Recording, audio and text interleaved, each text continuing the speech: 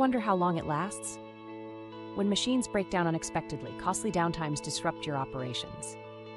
Mean time to failure, or MTTF, is the key reliability metric that predicts average operating hours before non-repairable assets fail. Picture a light bulb scenario. 6 bulbs operate until their failure. 3 last 1,000 hours and 3 1,200 hours. Collectively, that's 6,600 hours. Dividing by 6, it gives an MTTF of 1,100 hours. This simple formula empowers maintenance planning, helping you schedule proactive replacements and avoid expensive surprises. Understand MTTF, optimize your operations, and maintain reliability. Start tracking MTTF today to keep your systems running smoothly. Harness the power of data-driven maintenance for sustainability and efficiency. Proactive planning is the future of production. Embrace smarter production. Start now.